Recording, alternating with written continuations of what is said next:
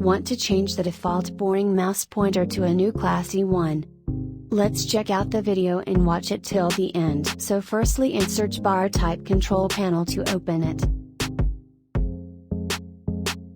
Now on the right of the top search bar, you need to type mouse. A list will be shown on your screen. Now click on to change how the mouse pointer looks. For a list of different types of pointers, you need to tap on browse and you will see a number of pointers icon. Choose the one which is suitable for you. Like I am going to choose the black one. Now to change it, click on save.